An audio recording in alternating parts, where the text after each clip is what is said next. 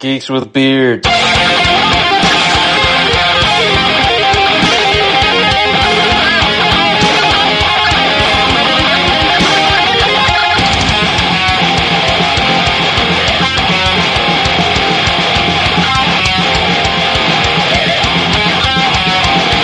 Podcast. She was brought here in a carriage or something. Throat must have been cut in the carriage. Imagine they stopped it just over there or something. They? There's more than one then? Most definitely. This was all in your vision. Take your missus. Let's swear with a Jesus. Welcome back, everybody, to another episode of the Geeks with Beards podcast. This is part 2 of our coverage of From Hell by Alan Moore. And before we get into that, what's been going on, man, since our last episode? Well, I finished up the Misfit season. I watched Sinners. What'd you think about it? It was great. Yeah, it's a good movie. It's like a prequel to Abe Lincoln Vampire Hunter. Okay, yeah. I thought it was going to be more more suspense and stuff. But no, it had a lot of comedic stuff in it, which I liked. Yeah, it's really good. I enjoyed that movie. And then I watched my first Vincent Price movie. Ooh. It was The House on the Hill.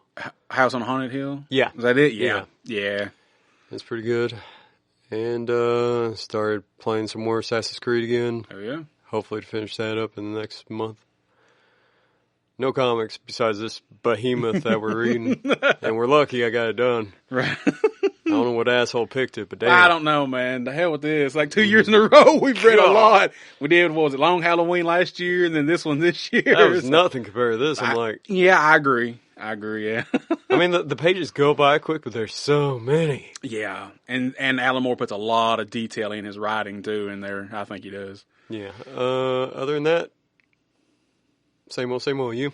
Yeah, read a couple comics. Finally got my issue 25 of Transformers. The first one was Robert Kirkman writing it. And it's basically the first half of the comic is the old artist previously. It's mostly about the Decepticons and Megatron's plan to take over the Earth, basically, and defeat the Autobots. And what I like about it is they do the old 80s cartoon transition in the pages. You have a Decepticon symbol, and then you flip the page, it's Autobot symbol. That's kind of cool. And then it kicks into the new artist, Dan Mora, and it's basically all about the Autobots cleaning up the mess from the previous issues battles that they had with the Decepticons. And it basically ends with, because last time I think I talked about it, Elita 1 and a few other Autobots were trapped on Cybertron due to some actions that Optimus did previously in the comic book. Well, Elita basically says, well, Optimus abandoned us. He's our enemy now. So I'm like, damn it. Optimus' girlfriend turned against him. So we'll see how that goes. Wait, Optimus has a girlfriend? Elita 1 has always kind of been his significant other. Yeah. She's like the top female Autobot, kind of the leader of the female Autobots, but she's always kind of been his, I don't know if they ever really, I guess they kind of officially did it in the 80s cartoon, like 1 or 2 episodes. She's always kind of been his significant other, in a way. His girlfriend, in a way, yeah. Interesting. So, other than that, read a couple of Superman Unlimiteds. Getting pretty good. It's not a bad comic book whatsoever. Anything else? Nah, not really, comic book wise. Movie wise, I picked up this morning the new Toxic Avenger movie. Oh, yeah. I'm going to give that a watch and see how that is. Not huge Peter Dinklage, fan, but his acting ain't too bad, so I'm going to give it a shot. Granted, I know for sure, looking it up, he's not in the suit when he's Toxic. He just plays the voice. There's a female actress that's in the suit. I didn't know that originally till I looked it up. So we'll see how that goes. Let me see. Yeah, that's about it for me too, man. Not much else. So let's jump into this, the second half of From Hell by Alan Moore. Turn your Bible to page 1267. Yeah, we're on chapter 8, and it's probably 300. I don't know. They're not numbered, so.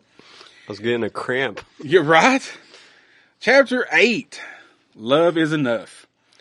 We are at Miller's Court, September 22nd, 1888, and we see a couple together in bed. The lady's waking up to get up and leave, and we discover that the woman is Mary Kelly, And this is kind of her, I guess, like live-in boyfriend, kind of. I'm assuming he was a customer to start out with, and she kind of fell in love with him. Joe Barnett. And if I'm not mistaken, I think she did mention his name in a previous chapter. I just, unfortunately, skipped past it. But, I think they've been together for a little while. And she's basically getting up to go to work. And, he knows this. But he's like, whatever. He's like, okay.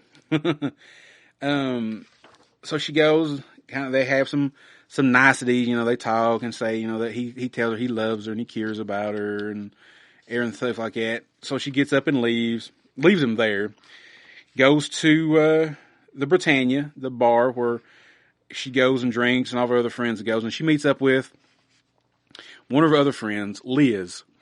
Now, in our previous episode, William Gull has already murdered Polly and Annie Campbell. Those were the first two victims of his help covering up a scandal for Queen Victoria.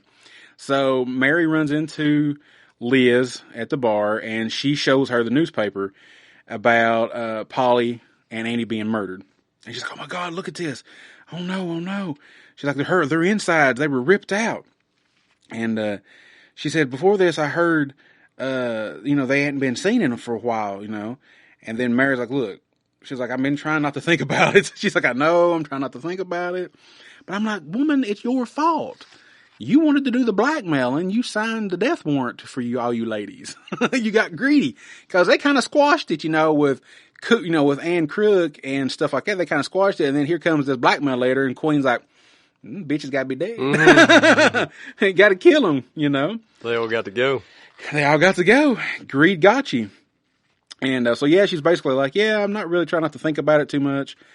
And she's telling her about Joe. She's like, oh, I had a great time with him last night.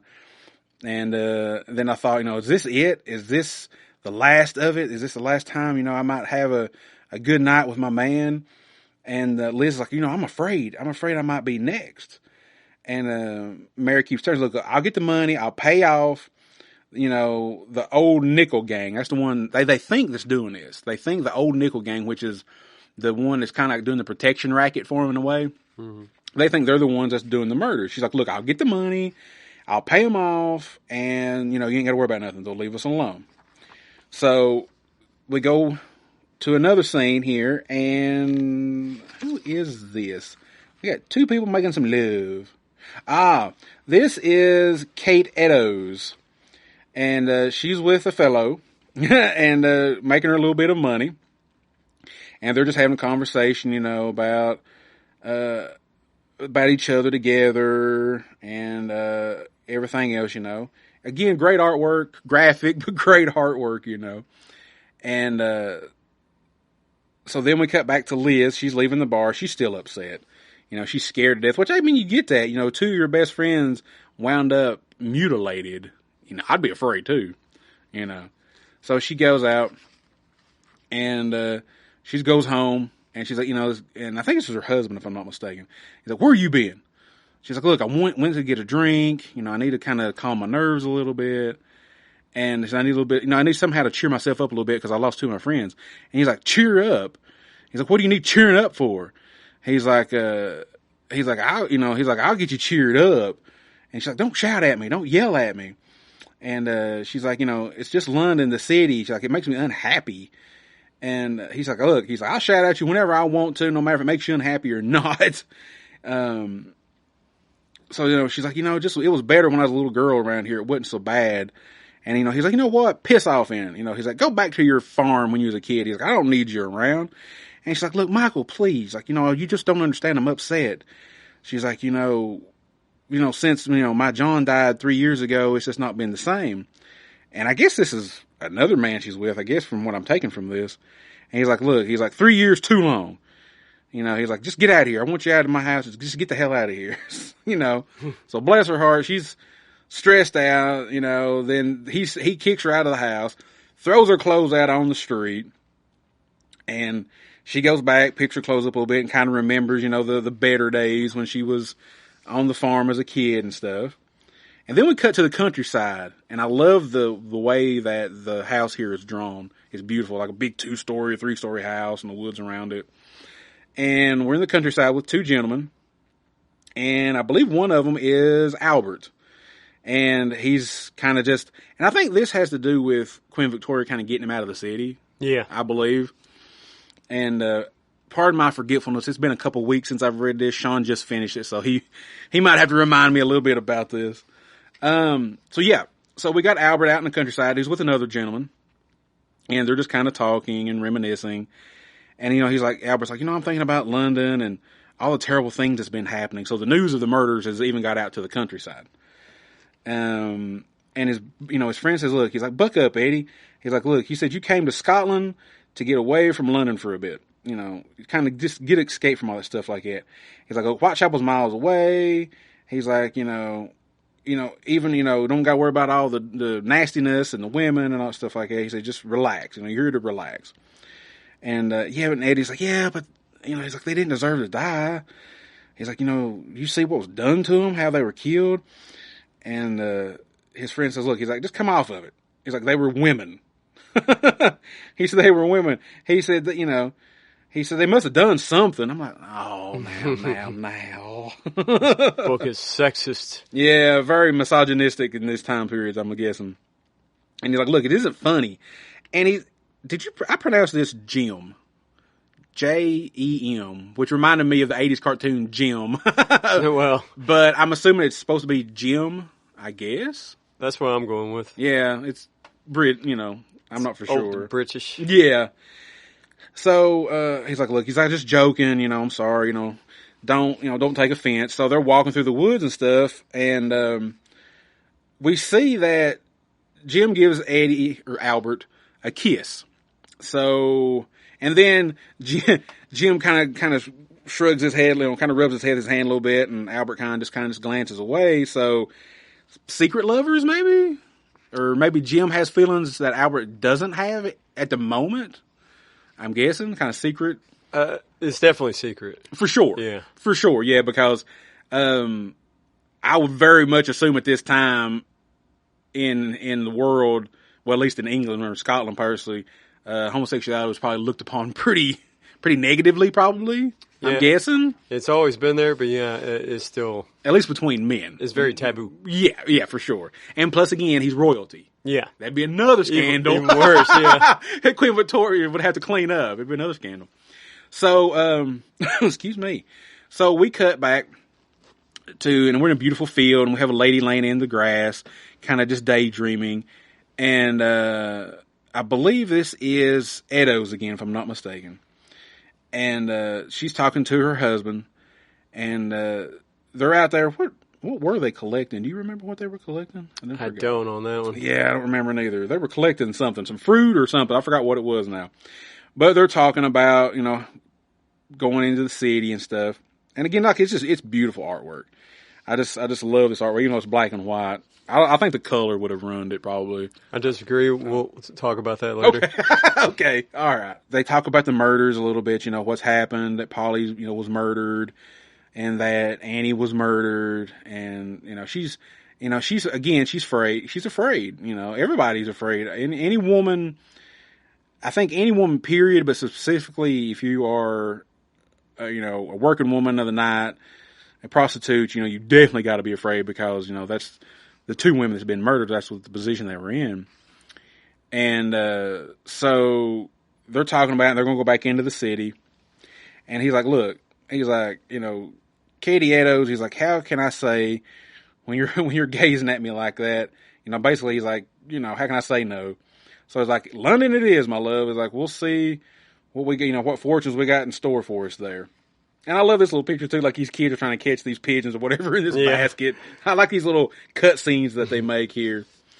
And it plays like a movie should, yeah. It does, yeah, for sure. I think Alan and them probably planned it out that way, kind of break it up a little bit. So we cut back, and we're in the Britannia, and here comes Mr. Frederick Aberline back in there to get him a drink. And he's meeting back up with his lady friend, who goes by the name of Emma, but we all know that it's Mary Kelly. And they start having some niceties and start talking again. And he's like, And she said, oh, hey. He's like, hey, Emmy, it's you. He's like, I was hoping I might run into you again and, be able to talk to you for a little while. And she's like, so I'm glad I was able to meet you, whatever. But she's like, I can't stay. I got to go. She's like, there's some money I need to be earning badly. And he's like, well, you ain't kind of trouble you're in? There's anything I can do? She's like, no. It's okay. There's nothing, you can do. I'm not going to ask you for money. He's like, look, I'll help you out if you need help. He said, just let me know.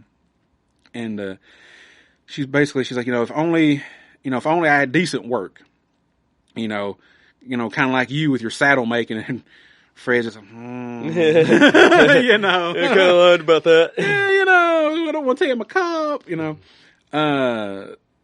So she if I had a decent job, maybe I'd be able to find the money easier, but well, I don't. And Fred says, look, he's like, don't be daft. He's like, look, if it'll get you out of your trouble, he said, I'll be glad to loan you the money. And he's like, look, I don't have a lot on me right now. He's like, but here's $2. He's like, I know it's not a lot. He's like, but maybe it'll help you a little bit. And she's like, look, Fred, I don't know what to say. She's like, I can take this and pay off a little bit of my debt. She's like, you're saving my life. He's like, what? That's what friends are for, right? And she's like, yeah. She's like, you haven't wanted to bed me for the privilege of the money. You're a real good friend, a true friend. And she kind of caresses his face with her hand. She gives him a quick kiss and walks away. And then Fred just he's in shock. He's like, whoa, what? What just happened, So, yeah. Fred is probably the best person, the best character in this story, I think. So he goes back to the police headquarters, and he's looking at the coroner's report of the 2 murders, and, going over what had happened and everything, and he kind of they go to another inquest, and he's reading what was said is like, the injuries were made by someone with considerable anatomical skill. They were no meaningless cuts. So basically there were no wasted cuts. Every cut that was made was precise and had a purpose to it. Like the conclusion that the desire was to possess the missing abdominal organs seems overwhelming. And, then they say here, recently an American visited London, a medical institution offering, what does it say? $20, I believe it says here. For specimens of the uterus, he intended to use each copy of publication he was preparing. So now they're just like, well, maybe it's this American. It's always a foreigner so far that they're thinking. First they thought it was the Indians that was with, the Buffalo Bill show. Yep. Now they're thinking, hey, it may be this American. Oh no, maybe it's a butcher because, he wears a leather apron. It's like, look other places, guys, But they definitely won't look. Because of societal beliefs of that time, and even this time, they would not think it could be a wealthy person or anything. They knew somebody of medical expertise had to be doing it, but they weren't even going to touch anybody of wealth at the moment because, oh no, they're too highbrow. They would never do anything like this. Yeah, right. Yeah, that's the greatest cover there is, man. I mean, especially when you got Masons involved in it. Oh, dude, yeah, for sure.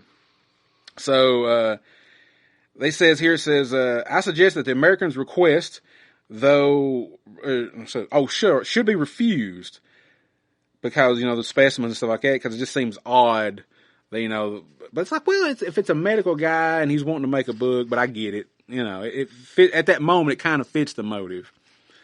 So, Fred's just like, he's looking at that, he's like, bollocks. He's like, bullshit. He's like, it's not an American. It's not who they think it is. So, again, he's just going through looking at all these coroner reports and everything that people have, everything that people have said. And he comes upon again, Officer Thick's thing about the leather apron. He's like, fucking Thick. He's like his leather apron story. So he's basically just examining all the evidence. He's trying to go through his head and he's trying to figure it out.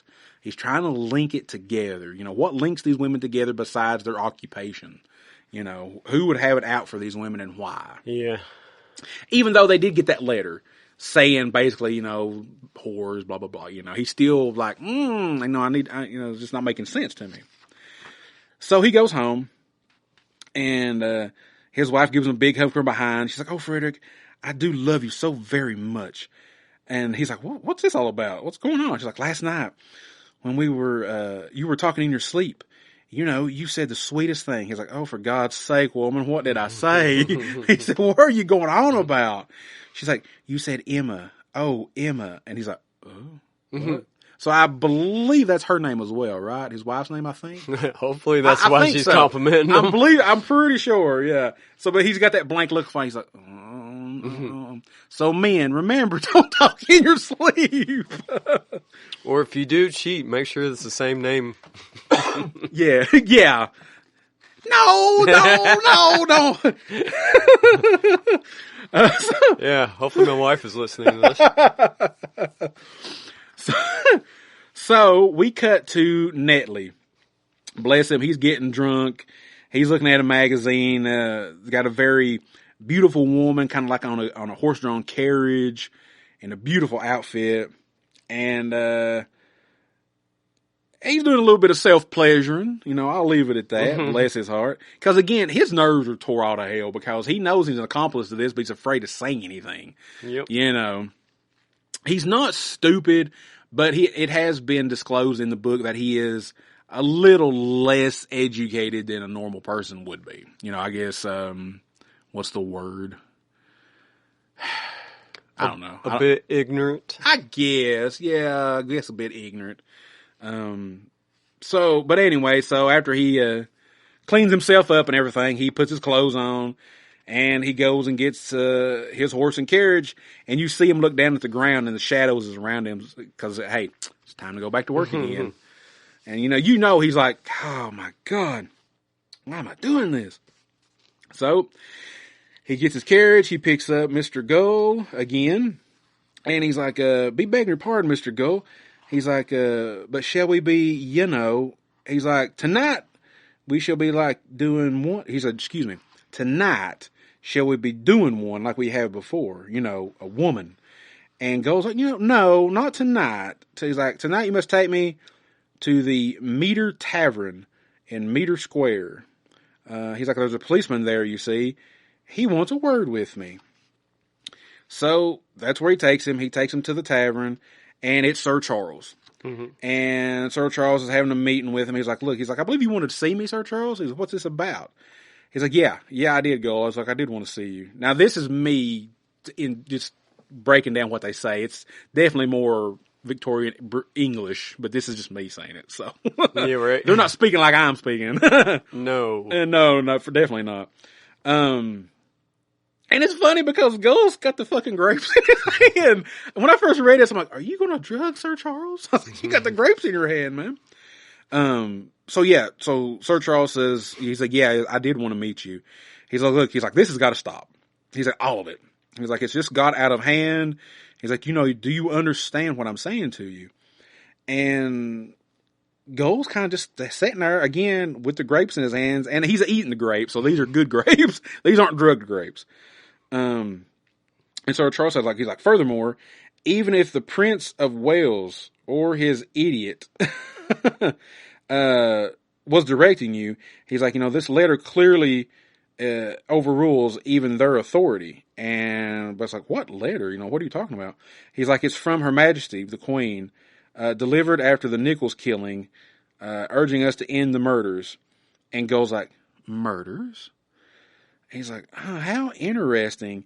Use of plural, don't you think? In the letter sent after the first killing.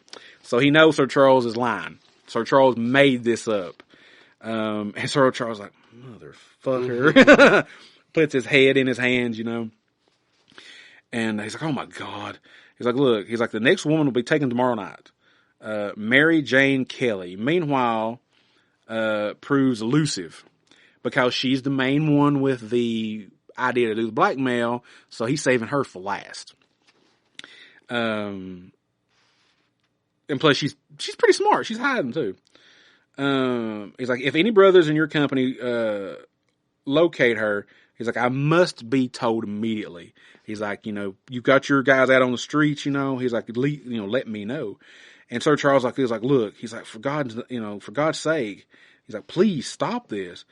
He's like, invoke not reason. In the end, it is too small a deity. Good evening to you, sir. So he leaves, and Sir Charles is just like, oh, God, what, And then Gold says, go home. I'm ready to go home. So they do. Bentley takes him back home. And then we cut to, we're out in the streets, and poor Miss Kate Eddowes, and her man, he's like, come on, Kate. I was like, get up. He's like, we'll be in London. Oh, excuse me, they're not in London yet. He's like, we'll be in London before the hour. And she's like, oh, I shouldn't have had that drink. I keep drifting in and out of, and boom. She basically almost passes out. And she's like, so they get to London, and bless her, she's drunk and kind of making a scene, but when the police ask who she is, she gives the name of Kelly. She didn't give her real name, she gives the name of Kelly. So she gets taken because she's drunk, kind of drunk and disorderly. So she gets taken into jail.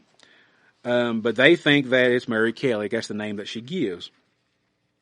And of course, boom, as soon as that name pops up, what's one of the officers do? He runs out the door to go inform Gull because he's a Freemason. Man, these people, it's like Hydra, man, in Marvel, like they're everywhere. You just don't know it. Hell Hydra. Yeah, unless you look for the ring, man, you're not going to know that the Freemasons are there. So we cut to an alleyway, and the real Mary Kelly goes up to two members of the Old Nichols gang, and she's going to offer them the money that Fred had gave her, the £2. Or excuse me, £2 that he gave her. And she's like, I'm Mary Kelly. She's like, I've got the money you asked for that we owed you. She's like, I know it's only half of what you want, but she's like, it's better than nothing at all. She's like, I'll get the other half to you as soon as I can. She's like, does this mean that, that we're okay? Me and Liz, are we all right? That, you won't be doing to us what you did to Polly Nichols and Annie Chapman. And they both look at each other like, what? Nichols and Chapman? She's like, they basically look at her like, you must be daft. To think that we did something like that, it's like, we didn't have nothing to do about it. And they're just like, good night. And she's left standing in the alley by herself. And she's like, but wait. Boom, leave her. So we find out there that the Nichols gang is not responsible. If you didn't know. They're not responsible for it. Yep. And now she knows that. So she's like, well, if they didn't do it, then, oh my God, who's doing this? Why are they murdering us? So let's see where we're at here. We are with, I believe this is Liz, her other friend. And she's working for the night, getting her a little bit of money as best she can. And just two random guys just walk by. They're in the alleyway, her and her fellow. And they go inside what looks to me like kind of like a stable or a barn. It's kind of what it looked to me because it looks like there's hay and stuff laying around. Yeah. So she's like, hey, let's get out of the rain. Let's get out of the alley. A little bit more privacy. Let's go in here. So they do. And they do the deed. She walks out. And, of course, who's there to greet her? It's Bentley, And he's like, oh, hello. He's like, it's Liz, right? Long Liz, am I right? And she's like, I'm sorry. He's like, I'm sorry to trouble you. He's like this. He's like, but he's like, I've got someone that wants to talk to you. It's been asking about you. He's like, taking proper fancy to you. He's like, are you interested? And he said, I'll be bringing him by later. If I might be able to arrange a meeting with you in about an hour. And she's like, I don't know. And I'm thinking, honey, they're getting, two of your friends were murdered. Don't just take a random, guy on a carriage. So she's like, look, you'll like him. He's like, he's a proper gentleman. He's like, he's rolling in it. He's like, he's asked me to give you this as like a token of his affection or whatever. And, I think it's a flower. It gives her like a little flower and he pins it on. He's like, I'll be back in an hour. He's like, will you wait here? She's like, oh, okay. All right. I'll wait right here. So she does. And we see that, a gentleman comes up to her and speaks to her because, he's a customer. He's, he knows what she is. And they walk past a police officer and he notices them walk past and he notices that they go back into the same barn or stable. They take care of their business. And they part their way. She goes back out on the sidewalk to wait for Bentley to come back. Well, the time passes and he shows back up and sure enough, there's Gull with his grapes. And he's like, hey, Elizabeth, would you like to, get into the carriage out of the rain and have some grapes? You got any grapes? You got any grapes, ma'am? And so she's like, yeah, I would really like some grapes. So she gets in, and oh no, I'm sorry, he gets out of the carriage. My apologies. He gets out of the carriage, and he's like, maybe there's somewhere a little bit more, private that we can go. He's like, my coach want to keep watch, if that's okay. So they go to the same kind of little area there where she was with the other gentleman like that. And she has eaten a little bit of the grapes, but she's like, ugh. She's like, I don't feel good. Like, these grapes taste a little funny. I don't know what's wrong with them. And he comes out, he's like, oh, it's just the laudanum. You're right. It's just the laudanum. He straight up? It's, it's nothing more than that. He's like, they're grapes, don't worry about it. And as he's with her, we see up in a building here, coming out of a window, someone is talking. And I'm trying to remember what it is. Oh, it's just a little get together here. Mr. William Morris. And I know that's somebody from his history, but I'll be damned, I don't remember what he was known for. Yeah, I got nothing on Yeah, that. sorry, listeners. We're not for sure about that. We should have done some research. Yeah, it's okay. Mm-hmm. So, as they're having their meeting, she gets away. She gets away from Gull before he can do anything. But, unfortunately, when she runs out in the alley, Bentley is out there watching. Bentley grabs her and tackles her down to the street. Well, there's a stranger across the road that sees it. He sees him tackle her down to the road. And Bentley looks up at him. He's like, what are you looking at? He's like, what the fuck are you looking at? Mm-hmm. And the guy just basically walks on. He leaves, He's like, I guess he's afraid. He walks on. So Bentley's holding her down on the street like that. And he carries her back to Gull. And he's holding her. Gull pulls his knife out, slits her throat. While Bentley's holding her. He slashes her throat. Drops down on the ground. Of course, she's bleeding, And Bentley's like, look, let's not do any more, sir. He's like, not on this one. He's like, somebody might be coming by. He's like, somebody saw me knock her down. He's like, I don't feel right about this. And Gull's like, yeah, okay, all right. And Gull's like, this is the one that I didn't finish, isn't it? He's like, sir, William Gull. And it's a police officer hollering. And He's got blood on his knife, a little bit of blood on his face. And the cop tells him, like, look, I went to Brook Street. Your wife, Lady Gull, she said you had a patient in Whitechapel. Described your coach. Hours, sir, I've been looking for you. And he's like, it's the woman, sir. Kelly. We've got her. Oh, this is the cop. I forgot. Right. This is the cop that was telling. He's like, yeah, we've got Kelly locked up right now. And we got her basically in the drunk tank. Mm-hmm. So the cop goes, he leaves Gull to, does he finish up her? I don't think he does he? No, I don't think he does, because we cut back to the jail and we see that Eddowes is being released. And, but again, they think she's Mary Ann Kelly, but she's being released, and she gets released, luckily, I think at this time, right before Gull shows up. Cause he's in his coach, he's got his grapes, Bentley goes in there, Bentley comes back out, and he's like, Mary Kelly. He's like, it's her, sir, and I've got a description off the coppers. He's like, left about 10 minutes back, heading down a Meter Square way. He's like, Meter Square, last Sir Charles. The blood has reached your doorstep. Ha ha ha. Drive on, Netley, drive on. So again, unfortunately they gonna get the wrong woman. Well, but it's her fault. True that. So she's walking down the street, and they're in the coach. They're coming up behind her, and Netley sees like, "Evening, miss." He's like, "This is a widow night, ain't it?" And he's like, "Hey, you about being fancy somewhere else where it's dry and earning a few coppers on the bargain?" And she's like, "Oh, aye."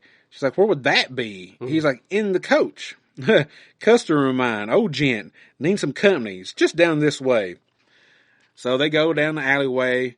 And he gets toward the coach, and I'll be damned if Gull ain't already got his knife. He leaps out of the stagecoach, man. Leaps out at her. He's ready to go. Dude. Because he thinks it's Kelly, the one that started it all. So he leaps out at her, knife in hand, slashes her throat, and he just stabs in her throat. And he slashes at her throat 2 or 3 times, man. This is the most brutal we've seen so far of him murdering her. The women. And, so now he starts breathing hard. He's like, ha, ha, and he's gutting her. He's pulling her intestines out. He even stabs her in the cheek. Mm-hmm. And I think he might even stab her in the eyeball too. I think he even stabs her in the eye, I believe. And he's covered in blood and, the organs and everything. And he kind of looks back. And again, this delusion in his head, when he looks back, he sees a modern day skyscraper. Yeah. And he holds his hands up together and he's just like, oh, like a battle cry looking at this skyscraper. And Netley's like, sir. He's like, oh God, sir, are you all right? Are you there? He's like, oh, there you are. He's like, oh, thanks heavens. He's like, I thought something had happened to you. And, he's like, no. He's like, I'm okay, Netley. I'm fine. So he, kind of continues doing what he's doing with Miss Eddowes. And he's like, I feel let down. Do you feel let down, Netley? He's like, sir? He's like, I come so far along a path and then turn back while having scarcely glimpsed the destination. Just one more would have done it. Only 4 of them, you see. 5. That's the number. That's the that's the Masonic number. Mm-hmm. There should have been 5 of them. And then Netley's like, sir? And Gull's like, he's like, I've had imitations, Netley. Or, what'd you say? No, not imitations. Intimations? I'm not sure what that means. Okay. Intimations of magnificence and terror. Why, if only I could. He's like, sir, we are to go. We need to go really quick right now. And Gull's like, yeah, I suppose so. He's like, let's go. So they race off. And, Netley's going to take him back home, and Gull's like, he's like, stop here. He's like, it doesn't matter if there is no trough. The worst of it is off. Oh, to clean up. He's wanting to clean up. That's right. Mm-hmm. He's like, I'm here to need somewhere to drop this bloody rag. So they stop off, and he's kind of in an alleyway. No, he's not in an alleyway. I'm sorry. He goes back to the area where he killed Liz. And we see here, and he's in an alleyway before that, and he's writing something on the wall. And again, it's to kind of throw the cops off. And as he's doing that, somebody comes by the area where Liz is, and he sees her dead body laying on the ground. And again, the people go off. And he's like, there she is. He's like, I told you. He's like, good God. Mm-hmm. Whatever has happened to her, there's blood everywhere. Then the cops show up. And we see, then another cop shows up at the other destination, and he sees who, like I said, where you think is Mary Kelly, but it's Eddowes. Sees her dead body. He books it. He goes running. And, he's like, for God's sake, man. He's like, come out here and help me. And the other guy's like, what's the matter? He's like, another woman. He's like, I've been torn to pieces. So they both run back. He's like, oh my God. He's like, look at this. He's like, good Lord. And we still see Gull writing. And we see that what he writes on the wall is, he writes, the Jew, I think it's supposed to be the Jews, right? Juwes, Jews, I think is what you say. Yeah, it is. It says, the Jews are the men who will not be blamed for nothing. And below that on the ground is the bloody rag that he used to wipe the blood off of his hands. So the law, again, they're, checking on the dead bodies and everything. And Sir Charles shows up. And he's like, thank God you're here, sir. He's like, isn't it terrible? 2 in one night? And he's like, look, we find this writing on the wall. He's like, come here, read this. And of course they read it. And he's like, there, you see it, sir? Constable Long found it first, just before 3, with the apron beneath it, all bloody. Only clue we've got so far, anyway. And he's like, that word there could mean Jews, Jews, Jews. They're mostly Jews in the building, you see, sir? And he's like, get rid of it. And the other cop's like, but Sir Charles, like, shouldn't we wait till it gets photographed? It's evidence. He's like, get rid of it. Wipe it off the wall now. So they do. They clean it off the walls. Because Sir Charles knows. He knows who left Yeah. it. He knows who wrote it. So again, it's Gull trying to throw off the trail and basically blame the Jews, saying that the Jews are the ones who possibly did the murders of these women. Then we cut back to the real Mary Kelly, and she's coming back home, and Joe's there, and he's like, good God, woman. He's like, it's nearly 4 a.m. He's like, where the fuck have you been? She's like, look, I've been to see some people. She's like, I've had a few drinks. Why? He's like, because I've been worrying myself sick about you. And she's like, oh, go on with you. She's like, I can look after myself. She's like, why were you worried about me for? He's like, why? He's like, the murders, woman. Why else wouldn't I be worried about you? I was like, that's a dumb question. Why would I also be worried? You're right. And he's like, especially, with Long Liv's getting done. He's like, I was worried even more. She's like, Liz, oh my God. She's like, oh, you didn't know. He's like, oh, I'm so sorry, my love. He's like, everybody's been talking about it. She's like, well, what happened? He's like, cut up like the others, down Barnar Street. They weren't the worst of it though. Then another one tonight. Another one, a woman named Kathy Eddowes down Meter Square. What scared me was when the name that she gave was a false name to the police earlier. And she's like, well, what name was it? He's like, your name, Mary Kelly. And then she just has this terrified look on her face as tears run down her face. And he comes up behind her and he embraces her, to kind of comfort her. And she's like, oh my God.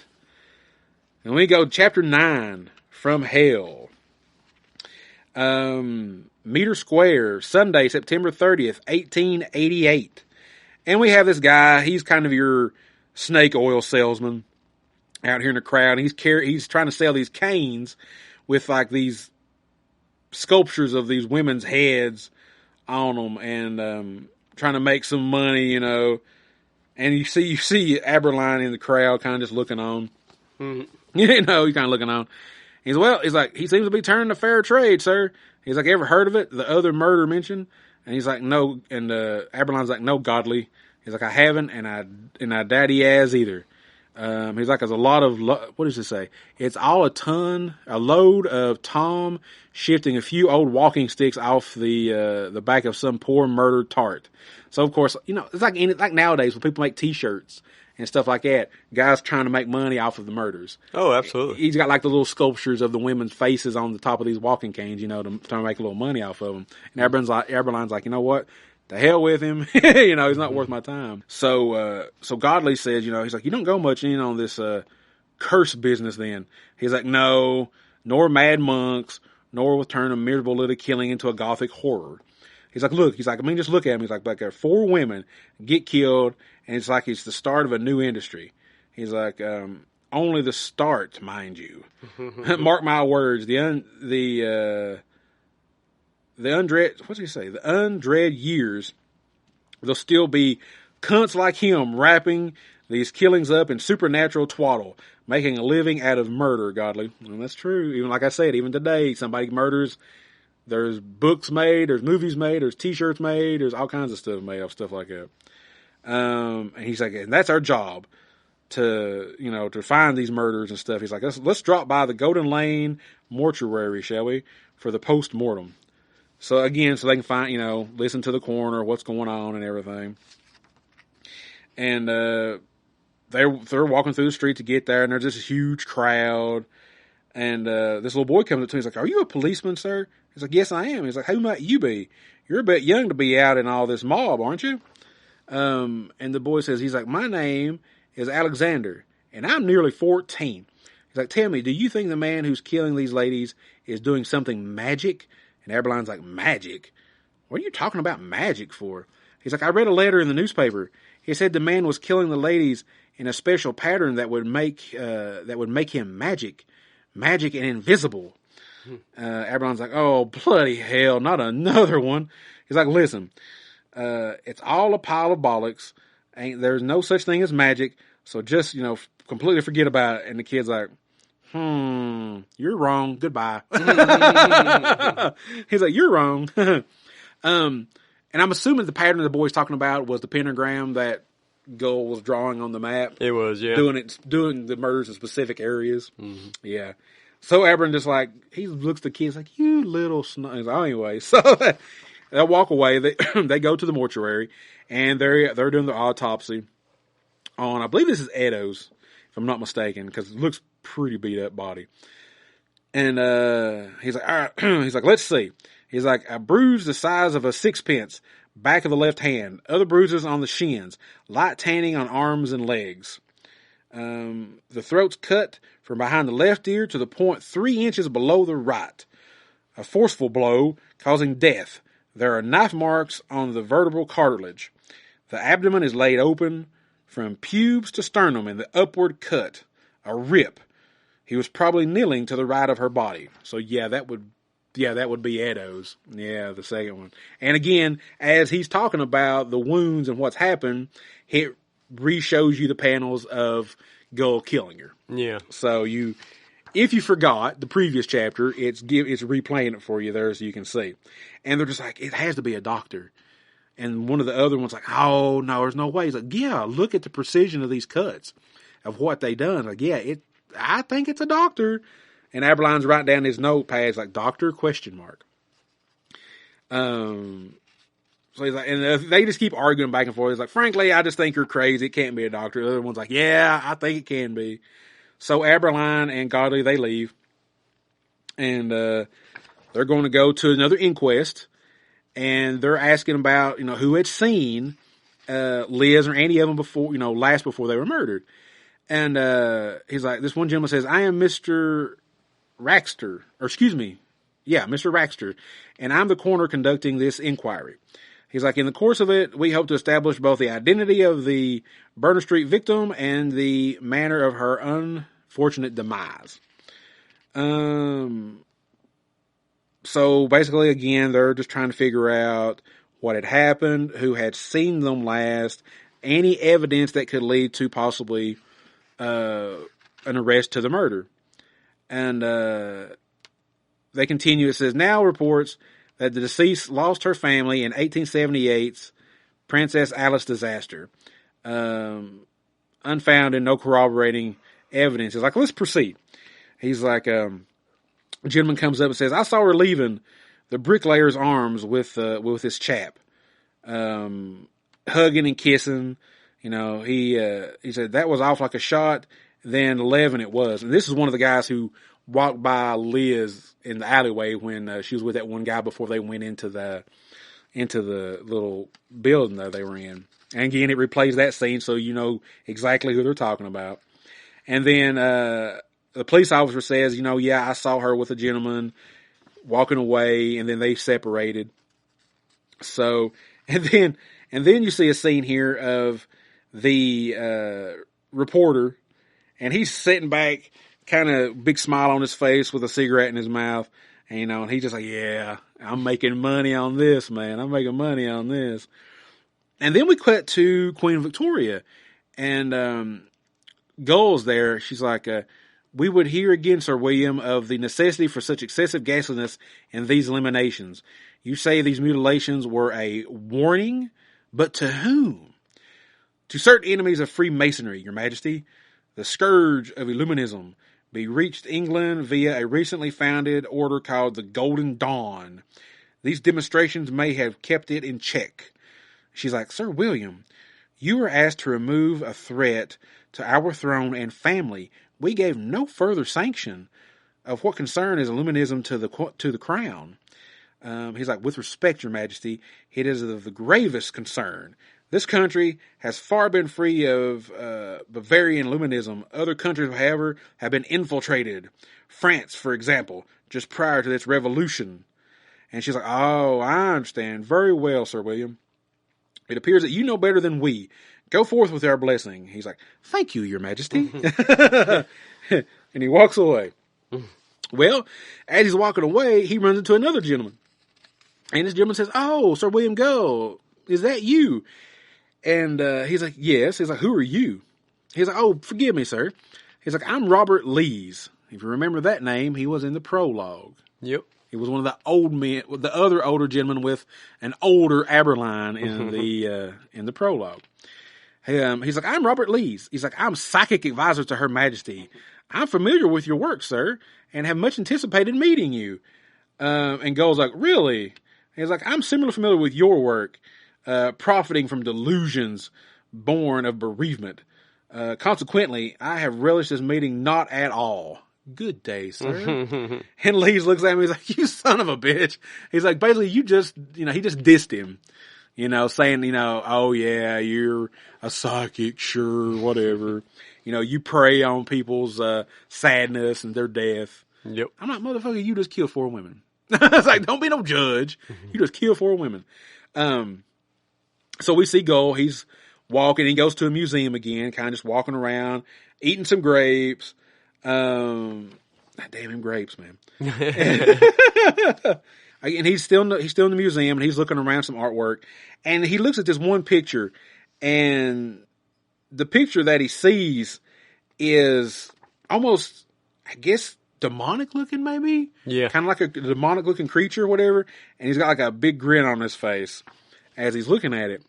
Then he goes home, and his wife says, "Oh, William, it's you." She's like, "I'd hoped it would be when I heard the latch. You see, there's been a caller." He's like, "A caller?" He's like, "Did they leave a message?" He's like, "He's still here." And it's Netley. Netley's at his house. And he's like, "What?" He's like, "What?" Basically, he's like, "What are you doing here?" He's like, "What's the meaning of coming to my home?" And Netley's like, "I'm sorry." He's like, "I know I'm not to turn up here, but as soon as I heard, I had to come and tell you." He's like, "Tell me. Tell me what, Netley? Why did you come to my home?" He's like, "The last woman we killed, sir, it wasn't Mary Kelly. It was somebody else using her name." And then, you don't see Gold's expression, but I'm assuming he's just like, Yeah. I'm just assuming he's just seething with anger right now. Yep. Then we cut to the real Mary Kelly. She's plastered. She's drunk right now, laying in bed, and she hollers at Joe, and she's like, "Joe," she's like, "Oh, put the paper down. What are they saying about the murders? Joe, did you hear me?" Mm-hmm. And he's like, "I heard what you said. No, there's not any more news about the murders. Not since the last time you asked me." He's like, "I don't know why you're so stuck on them." She's like, "Why shouldn't I be?" She's like, "Because the other thing," he's like, "because there's other things you should be doing. You should pull yourself up out of bed, get dressed, get sober." And she's like, "But I thought you liked me this way best. I thought you liked me undressed." Mm-hmm. Didn't mean to rhyme. It just happened that way. You're right. Yeah. It just happened that way. No more rhyming. I mean it. So she comes up behind him, starts to, touch on him and caress on him and stuff. She's like, "Come on." She's like, "I'm dying for it." She's like, "Come on, I could be with you forever and never go out in the dark again." She's like, "Here, give me a kiss." She's like, "You really want to?" And he's like, "No, I don't like it." He's like, "Not when you're like this." He's like, "Not when you're looking scared all the time, drinking yourself to sleep." He's like, "I don't like this at all." And then she's just like, "You know what? Get the hell out then." And she's like, "You're no good, Joe Bartnett." She's like, "You're no good at all." It's like, "You're just like all the other men." He's like, "You know what? All right." It's like, they kind of have that argument, But he does care about her. He does love her, but he don't want to see her go down this path that she's putting herself down right now, which is deep depression. Yeah, for sure. And I have no way of ever understanding this, but I can see how she got here. 4 people that she knows are murdered. Mm-hmm. And I'm pretty sure she knows why. Yeah. I feel like she knows why. 'Cause she's the one that set it all up, right? Yeah, so I think she's like, damn it. Especially after going to visit the old Nichols gang and figuring out they're not the ones responsible.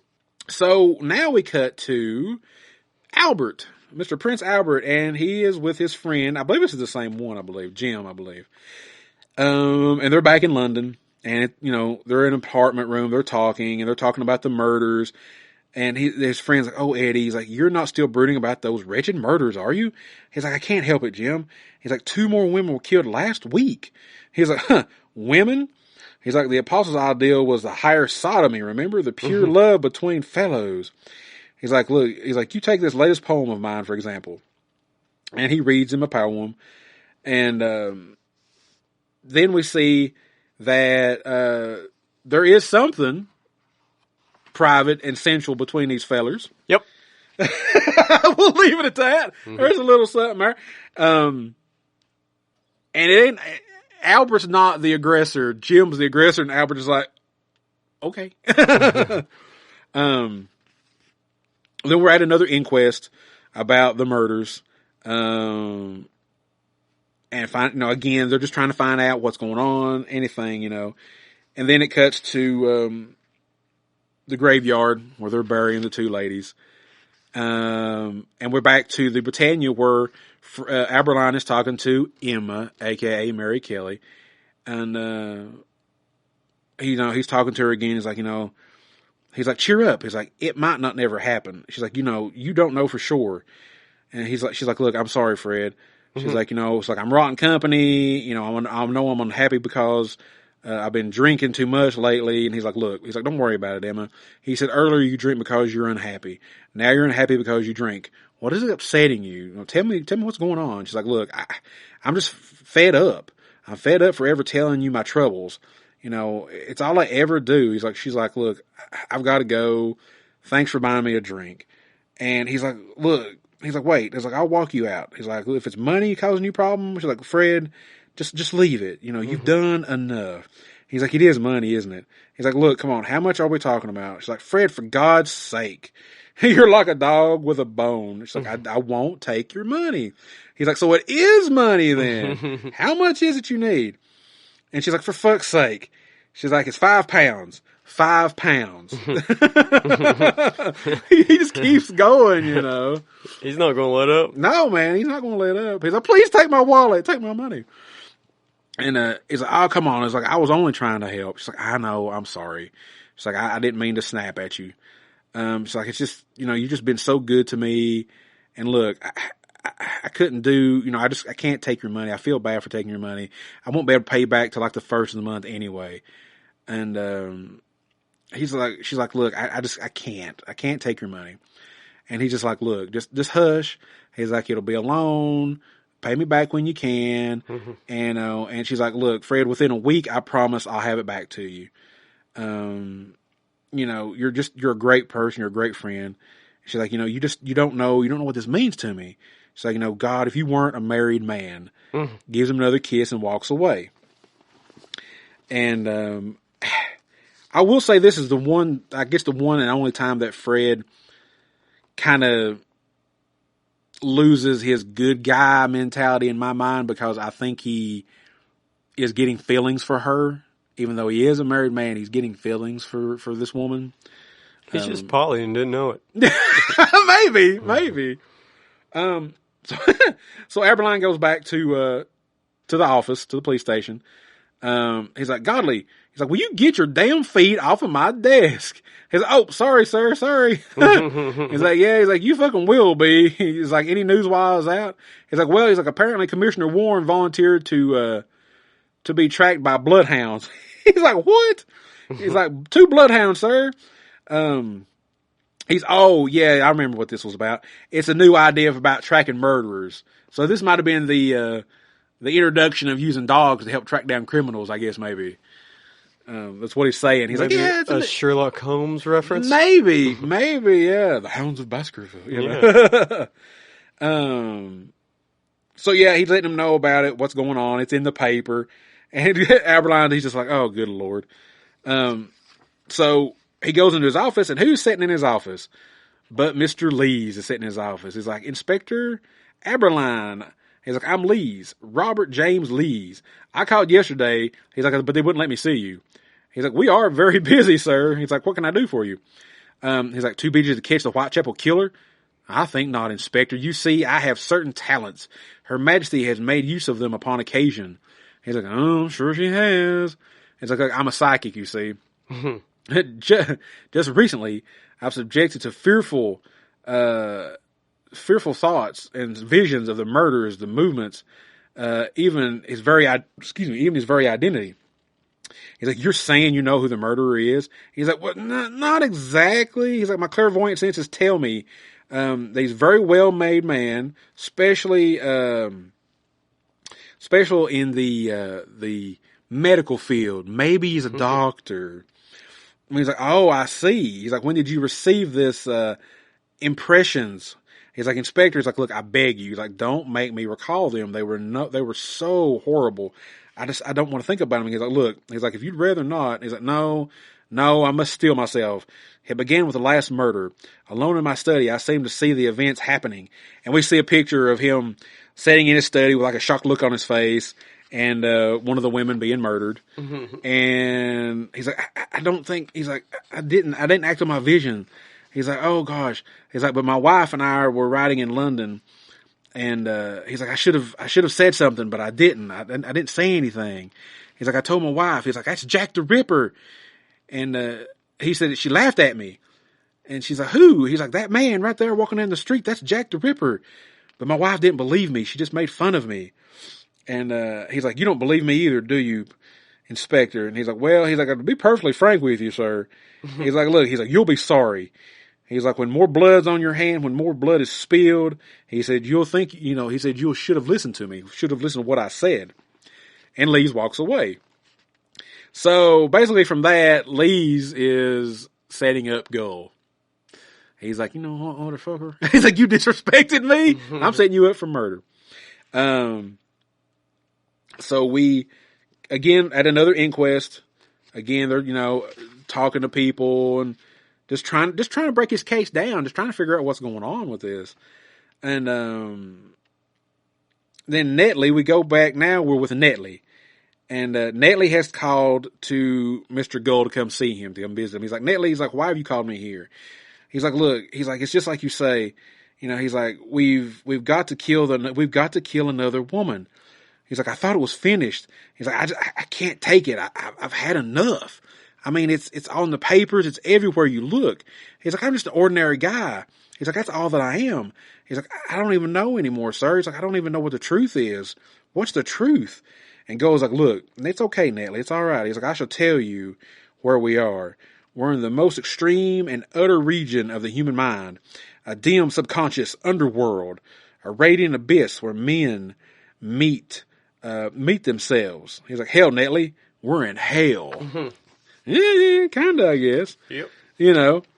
And he's like, why even?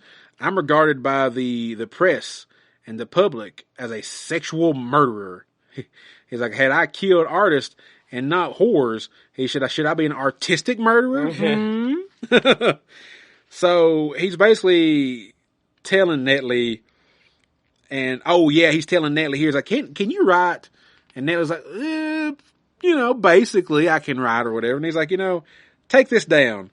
And this is the From Hell letter, if I'm not mistaken, that gets sent to the police, right? Is that the one? Is this the one? Yeah, because that's the second letter, right? Yeah, that's right. And he's got a kidney, and I believe this might be from Edo's. I don't remember.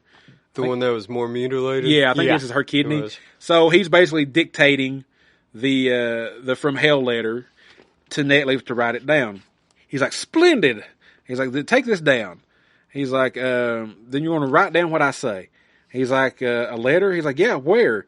Where are you going to send it to? He's like, to Mr. Lusk, perhaps, or to Whitechapel Committee. He's like, I wonder, Netley, how would you begin a letter of this kind? He's like, well, I suppose, dear Mr. Lusk. He's like, oh, come on now. Are you not aware that one begins like that, a letter? You don't say, well, sir, dear sir. He's like, you say, from hell, Netley. Write that down. From hell. Mm-hmm. Okay, so he's dictating to Netley, and he tells him, like, we'll start the letter. We'll call it From Hell, Netley. Write that down. From Hell. And basically, the letter that he sends him is like, inside this letter, I enclose the kidney of my latest victim. And we see that it gets to Aberline, and they've got the kidney in a little jar, and they're discussing it, and they're reading the letter. And they're basically like, do you think this is from the same person? And they're just like, I don't know. I don't know if this is from the same person or not. Which it's not, This one actually is from the killer. The first one was from the newspaper guys. So yeah, they're reading the letter and everything. And we cut to Mary Kelly again coming to her apartment, but she's got a lady with her. They've been drinking a little bit. She's like, oh, It's like, oh, I'm pissed. She's like, we're real lushing ones, aren't we? And she's like, you sure Joe won't mind me being here? He's like, no, he won't. She's like, he'll love it. You'll see. So Mary and the other lady walk in. He's like, Mary, he's like, I didn't expect you to bring company. She's like, oh, yeah. It's like, this is Julia. Isn't she a pretty girl? And she's like, hello, Joe. It's like, Mary's told me all kinds of things about you. You're a real nice guy. So Mary and Julia start undressing, and they start getting along with each other a little bit. Joe comes in to join the party, and he starts out liking it a little bit, I think, but then he kind of gets that look on his face, and he stops. And she's like, Joe, what's wrong? What's wrong? He's like, I don't like this. He's like, I'm not having this. She's like, but Joe, come on. He's like, I thought, you'd be pleased with this. He's like, you mean you'd be pleased? He's like, what's wrong with you, Mary? He's like, you've been drunk for weeks and now this?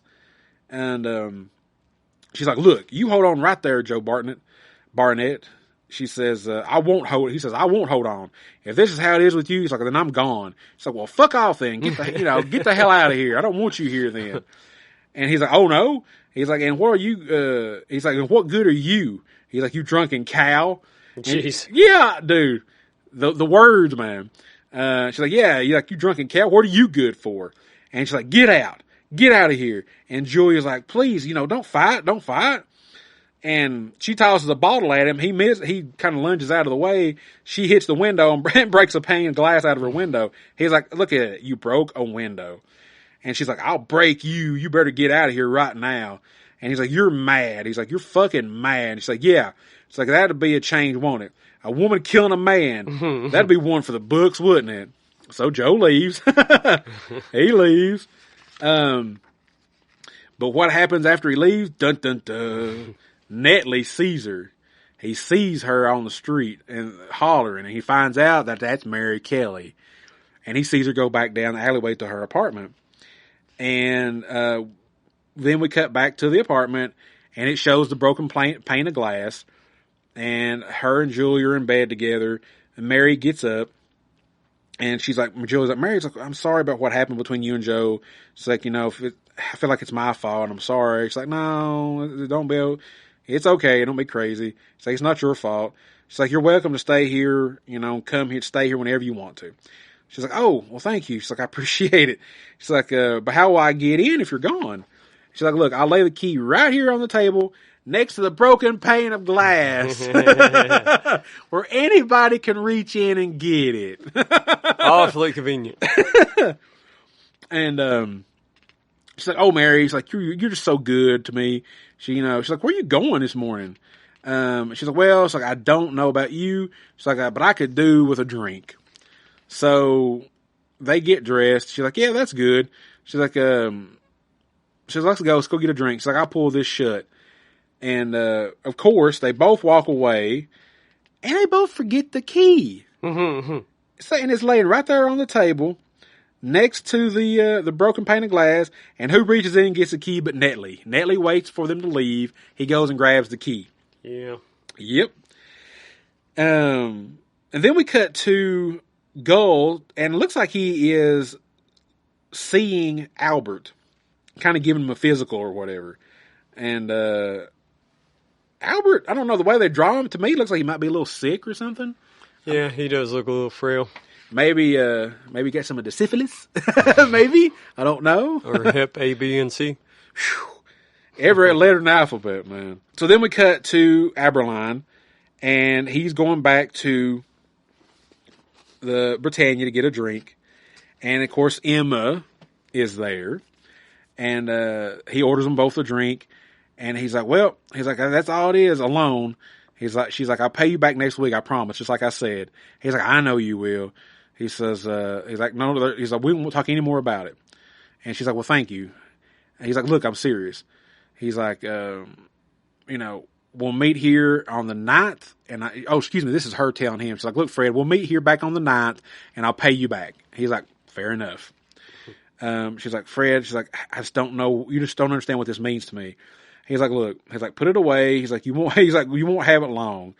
He's like, tell you what, on the 9th, we'll celebrate. She's like, celebrate? He's like, I don't know. He's like, yeah, I thought maybe maybe we'll get a room somewhere where it's nice.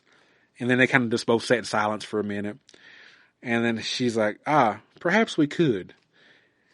And then, again, they're just sitting there in silence, And then we cut back to Mary's apartment, and a hand reaches through the broken pane of glass that nobody has fixed yet, opens the door, and it's Mary, and she sees that Julia has brought another woman into her place. And instead of joining in on the fun, Mary decides she's just going to lay in the floor and sleep in the floor. So we just have a kind of a montage of pictures here of the ladies, having fun with themselves and everything. But we see that on the floor that Mary's not there anymore. She's left sometime during the night while the other two ladies were asleep. And the one lady, she says, gosh, I feel awful. She's like, Julia didn't stay here last night then. Oh, no, wait. Julia's the one that left, I guess. I'm sorry. It's like, no, she's visiting friends. She said, says she might be back tomorrow night. She said, do you ever have that feeling that something is going to happen? Something bad might happen to you. She's like, well, she says, I know for one thing for sure it's going to happen to us. We're going to trip in the dark and kill ourselves if you don't buy a new candle. She's like, yeah, okay, I will. I'll buy a new candle. But you can't fix the broken glass. Well, So they get ready, they get dressed, and they leave. They go to the bar, get a drink. Who's this? A gentleman comes up to a woman and says, Mary Kelly. And she's like, She's like, oh Christ, Andy and Harry, you nearly scared the life out of me. He's like stealth. He's like, stealth is a tiger. He's like, I learned it in Bengal. She's like, you're bloody crackers. He's like, what do you want? He's like, rent. He's like, rent, old gal. Not me, you understand. Like McCarthy. He's like, he wants it quickly. And basically he's the muscle, to try to get the money from him. It's like, look, she's like, I saw him this morning and told him I'd have it have it to him soon enough. And he's like, look, Friday morning, that's it. No later than Friday morning. And then we see Mary walking down the street again. And she goes through this little dark tunnel area, and this man's there, and he's like, do you remember me, Mary? And she's like, what are you doing? She's like, oh God, have you come to kill me? And he's like, what? No, oh God, no. It's like, I'm not going to kill you. I'm not the killer. She's like, but he's like, I know who it is, but it isn't me. I've come to warn you. Like, I should be, I got to tell you what's going on. I need to tell you, that the murderer is coming after you. And it's like, nobody knows that I'm here. Nobody knows that I'm trying to warn you. But once I found out who the murderer was, I had to come find you and I had to come tell you. And this is Albert. If I didn't say that, this is Albert trying to warn Mary about the murder and that she's going to be next. And so he leaves and she's just sobbing. She's just scared to death. She's sobbing. Then we cut to Gull. He's at Sir Charles. And Sir Charles, he's like, come in.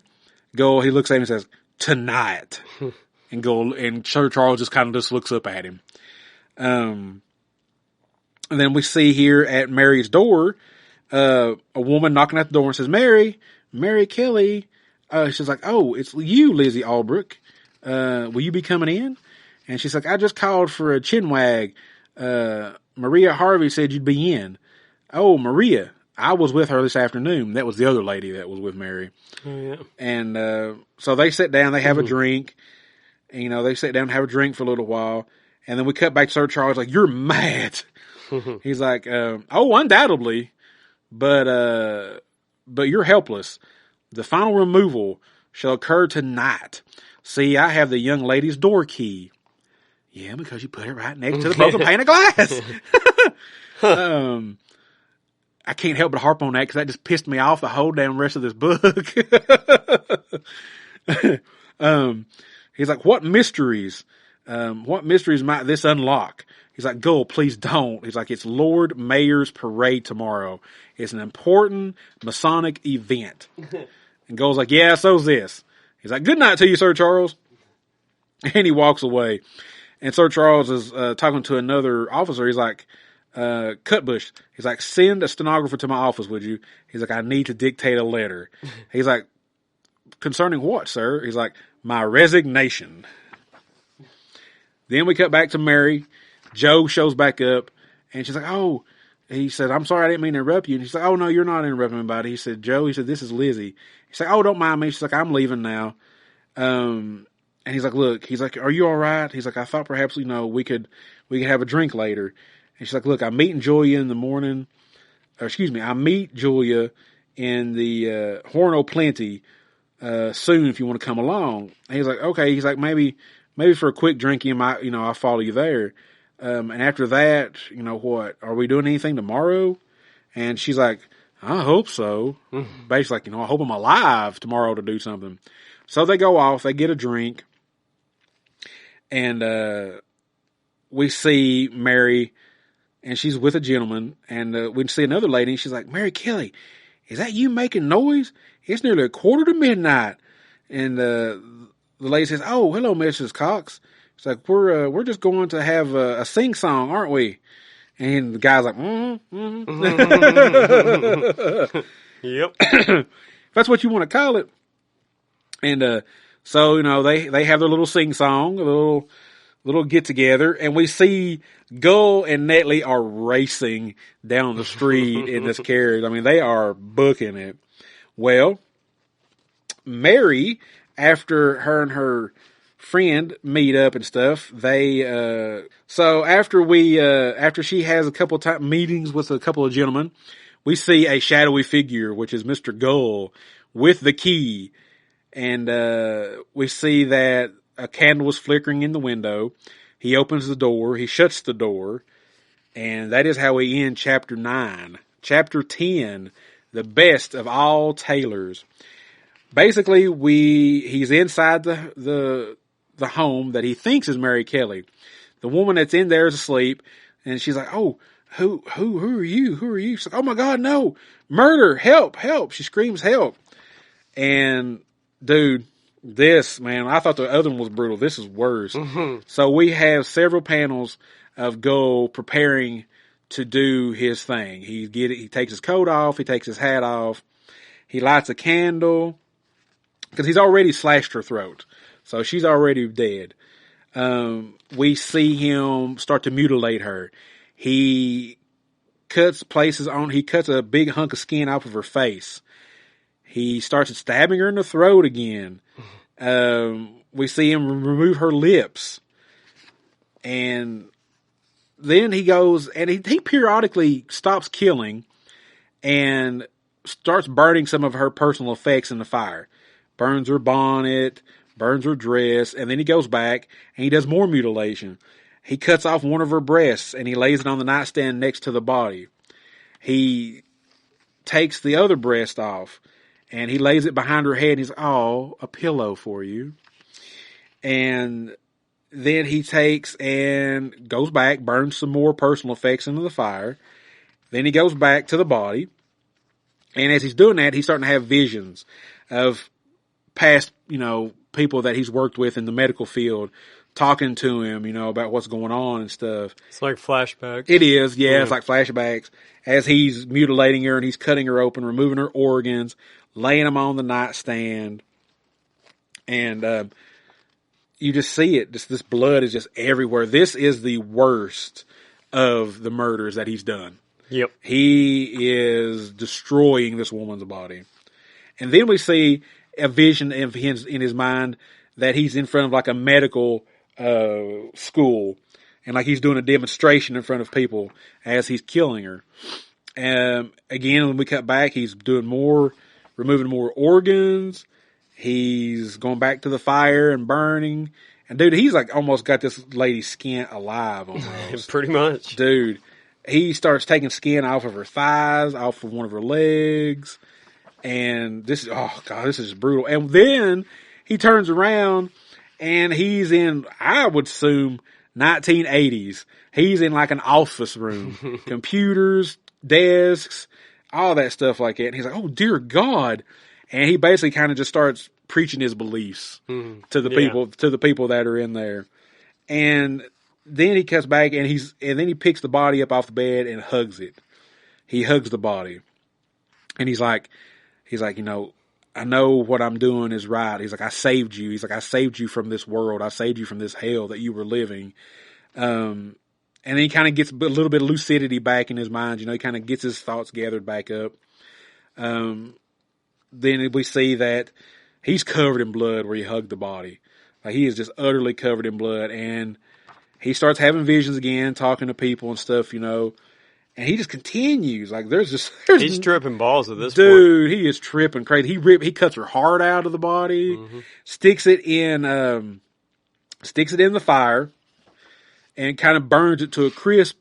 And he's watching it as it burns, and he pulls it out, and he lays it on the floor like on a handkerchief in front of the fireplace. Puts his coat back on. Puts his hat back on. He gathers the charred heart up into the napkin. He looks back, and there's nothing almost left of that body. There is almost nothing left of that body. So he leaves the apartment. He crushes the charred heart in the napkin in his hands to like dust and lets it fly away in the wind. And he's like, Netley, wake up. Netley fell asleep because he had to have been in there for hours. Oh, absolutely. Had to be. So he tells Netley to wake up, and he's like, Sir William. He's like, I was just resting my eyes. He's like, are you done? And he's like, are you finished? And he's like, oh, it's the beginning, Netley. Only just the beginning. For better or worse, the 20th century, I have delivered it, held me up. But the murder, sir, he's like, I thought it was done. He's like, oh, I am, Netley, I am. I'm finished. I've been climbing, Netley, all my life toward a single peak. Now I've reached it. I have stood and felt the wind. I've seen all the world beneath me. Now there is only descent, only the valley. Would that I hold died there, Netley, in that light above the cloud line. I'm cold. Take me home. So Netley does. Netley takes him home. And then we jump to chapter 11, the unfortunate Mr. Druitt. And basically, this chapter, Mr. Druitt, he's a school teacher, but he's kind of a loner, kind of stays off by himself. Doesn't really communicate with too many people, or whatever. And in this one here, basically what the Masons decide to do is they're going to use Mr. Druitt as a scapegoat. They're going to set him up for the murders, is what will ultimately happen to the character. But before that happens, we see that the landlord discovers what has happened in Mary Kelly's apartment. And Aberline and Godley and the rest of the police are called there to see it, witness what's going on. And Aberline looks in, and he's just disgust on his face. Mm-hmm. And everybody else goes in, they see it, they can't believe the grossness, the blood, the everything that's happening there, So one of them gets a little sick. He's like, I can't handle this. So they take her remains out of the apartment. Then we cut back to the school with Mr. Druitt. And we see him talking to people. And like I said, bless his heart, he's just kind of a loner. He's kind of awkward, doesn't really know how to talk to people too much. And then we see Aberline. And Godley's like, are you wearing cologne? He's like, what if I am? He's like, oh, nothing, just asking, just, I can smell it all day. He's like, it's the nicest thing I've smelled all day. So what this is Aberline, it's the 9th. So Aberline plans on meeting Emma to, get his money and maybe having a meeting with her. So he goes to the Britannia again. He sees a lady, but it's not her. And he's like, oh, I'm so sorry. He's like, I thought, you were somebody I was looking for, but I apologize. Excuse me. So he sits down. Time passes. We see customers come in and out of the place. And he's like, excuse me. He's like, excuse me, sir. And the guy, the guy works there. He's like, what? What can I do for you? He's like, I wonder if there's been any messages for me or anything like that. He's like, I'm supposed to meet somebody here. He's like, a young girl, ginger hair, name's Emma. And he's like, hey, he's like, was there a letter here left by a woman named Emma? She's like, yeah, I believe so. She's like, here. So he reads it. And it says, Dear Fred, it's like, I'm sorry to do this, this dirty deed to you. She's like, you're such a good man. You really are, you're good to me. You've been really good to me. You're the best guy ever. You're the best. Basically, it's a Dear John letter. Yeah, basically. pretty much. But I've got to go away somewhere, and I'm not coming back anytime soon. I can never come back here again. And he's mad as hell. He is mad. He walks up on another lady out on the street, and she's like, "Hey, you might use some company." He said, "What about it?" He's like, "Get your fucking hands off of me." He's like, "You filthy whore, get off of me." He is murdered. Yep. And he tells another cop, he's like, "You need to arrest her." He's like, "What for?" He's like, "Solicitation." Yeah. And the other cop's like, "Oh, okay. Yeah, if you say so. If you say so." And then we see that where Sir Charles has done his resignation, and he's been replaced by another gentleman. But of course, they're all still Freemasons, because you see the little ring on their finger. Yep. They're all Freemasons, and so Druitt gets invited to this party. And he's just not again, he's just a little awkward, and trying to, he doesn't stay around long. He stays a little while, but not real long, and then he leaves, and he's walking alone on the bridge, and then Aberline and then we see it's Tuesday, November 13th. He's like, "Hey, you're here early." He's like, "What are you doing here?" He's like, "What is all this paper and everything around here?" And he's like, "Oh," he's like, "Well," he's like, trying to catch the murderer by hanging around Whitechapel in disguise. He's like, his face was blacked up. He was wearing glasses. And he said, Sunday it happened. The papers just reported his glasses as white ringed eyes. That's all. A mob nearly lynched him before we arrested him. He's like, okay. He's like, anything else you need to tell me about? And he's like, well, it's like another helpful theory we had. He's like, some chap reckons we should cover the murder scene with dust. And maybe get some fingerprints off of it. And he's like, bloody amateur detectives. He's like, first we had psychics. He's like, and now this whole fingerprint thing. I'm like, dude, that will happen in the future. That will work. Yep. And so again, we cut back to the school with Druitt, and we see him, teaching here, and he actually runs into Gull. Gull's at the school. And he's like, "Oh, Mr. Druitt." He's like, "An unusual name. Does it derive from Druid, I wonder?" He's like, "I'm afraid I don't know. I suppose it might." He's like, "Of course." He's like, "The problem with being a Druid is that no one must be prepared to make sacrifices." So again, we're in the school with Druitt, and this is where they're coming up with a plan to set him up as the murderer. Basically to cover it up. Yeah. He's going to be the scapegoat. So their plan basically, because we see kind of the principal kind of guy show up and talk to him. They take him to his office, and basically they are saying that he got a little too friendly with one of the boys, with one of the students at the school. So they fire him, and he's super depressed, of course, because of this. And he's like, "So what am I going to do? What am I going to do?" He's like, I'm fired. I don't have a job now. What's going to happen? And, then we cut back. Then Aberline, he's home. And his wife's like, "Is everything okay?" She's like, "I wouldn't ask." She said, "But, you seem preoccupied." He's like, "Oh, I'm fine." He's like, "Everything is fine." She said, "No, it's just working on this damn case. It's just getting to me. All these loose ends. I can't bring it together. I don't know what I'm going to do." And, he's, which I get that, I can completely, if I was a cop and all these murders and stuff was happening and I didn't have a solid lead, it's like, what am I doing? Am I ever going to be able to solve this? And, he tells his wife, he's like, best thing you can do for me, he's like, just don't let go of me. Never let go. Just stay with me. So then we see the Freemasons, and the Freemasons, which they're police officers, they approach this gentleman by the name of Edward Bedford, and he knows Druitt. And they're basically saying, "Hey, we need you to help us set him up."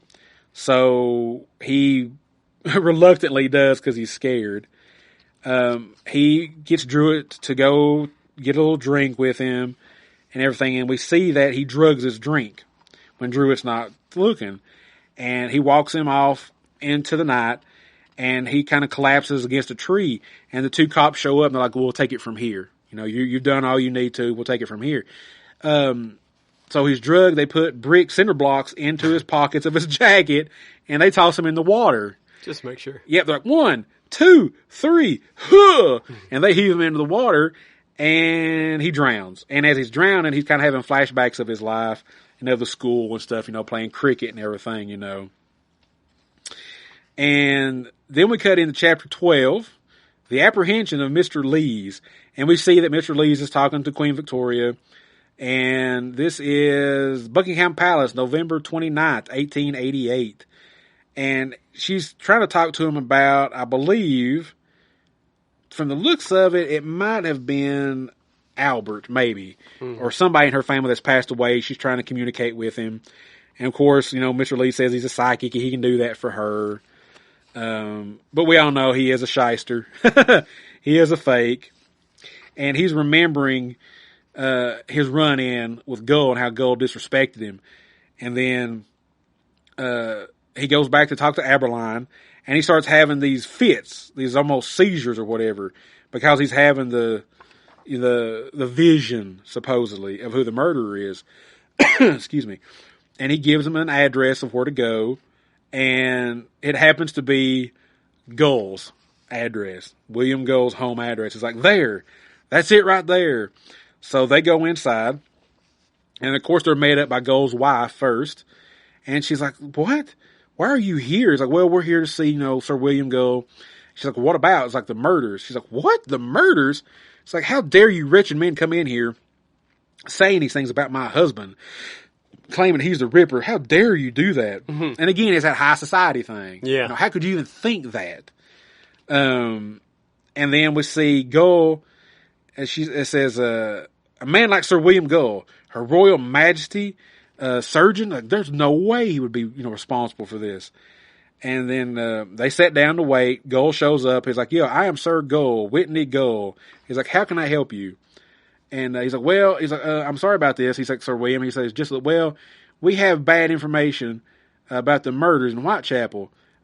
He's like, I know it's kind of silly, but we're here to check on things. And, well, you see with this, somebody thought you might be the killer. He's like, I am. I was like, what? Yep. He's like, I am. He's like, that is, I think I must be. Up until the one in Miller's Court, events were all too vivid, but since then things seem to be a little vague, a little ghostly. I do distinctly recollect awakening to find my shirt cuffs stiff with blood. And they were most strange and wonderful of dreams. And his wife's like, oh dear God, I didn't want to believe it, but somehow I knew when you would leave at night and return in the morning. And he's like, forgive me, darling, I'm so sorry. And Aberline's like, well, this is obviously a matter for my superiors, so perhaps Mr. Lees and myself we'll be on our way to go talk. I'm like, what kind of police work is this? He just confessed to being a murderer. You're gonna leave him at his home and go get your boss? Yeah, well, we're kind of Freemasons too, so we gotta go through the proper channels. I don't think Aberline is. I don't think it was ever said he was a Mason. I don't think, did it? I don't think so. No, I guess not. I don't think he was. I don't think so. As they're leaving, Lees passes by him. He's like, tell me something, Mr. Lees. Did you ever have a vision? A real vision? And Lees says, and Gull comes up behind him and whispers in his ear, no, I don't think so, but I have. And they just walk away and leave Gull at his home. And Aberline just looks up at the sky and he's like, oh Christ, what the fuck do I do now? The royal surgeon just confessed to being Jack the Ripper. What am I supposed to do? So they go back to headquarters, and the new boss that replaced Sir Charles is like, merciful God. He's like, and you're certain I'm the first you've told, and you've told nobody else this. And I'm like, nope, nobody else. We came straight here to let you know. And he's like, good. He says, that's good. He's like, keep quiet. He's like, I mean, the poor man is clear he's off his head. And Aberline's like, wait, what? He's like, think what the socialist press would make of it. Him being Her Majesty's doctor and all. He's like, we don't want them turning this into some kind of tragedy, some kind of uprising. And Aberline's like, well, no. He's of course not. He's like, Sir William will be dealt with privately, but it's best for Queen and country if the matter, is quietly dropped. And Aberline's like, wait a minute, you want me to drop the case? And he's like, yeah. He's like, I do. And then the Freemasons start talking about it. Basically like, oh God, what are we going to do? This idiot has confessed. He's a Mason. He knows our secrets. What if he just starts blabbing all kinds of shit, because he's just a little off in the head, we think, So they're coming up with a plan to get rid of Gull now. They've already tried, they've already basically took care of who the murderer is by setting up Druid. Now they've got to get rid of Gull to keep him from spilling any of the Freemason secrets or anything like that. So the police, not the police, another Freemason shows up to Gull's house to take him to meet the other Masons to be basically held in their court to see what's going to happen. And basically they're like, look, you're delusional, you're suffering from delusions, and, you're insufferable. We just can't have you confessing to these murders. And Gull's basically like, you know what? Your laws and what you say, I'm above that. I don't answer to you. I answer to a higher power. And then he leaves, and the Freemason's like, yep, we gotta get rid of this dude. He's gonna be trouble. We can't just have him walking around. And they're like, well, what are we gonna do? It's like, they basically come up with the plan. It's like, well, this is what we're gonna do. We are going to basically put him away in the asylum and lock him away forever, and nobody will ever know about it. We'll put him into an assumed name. Then we cut to chapter 13, Cleveland Street, July 1889. And Aberline and another cop, and Aberline's got one of those little walking sticks that he was bitching about a couple of issues ago.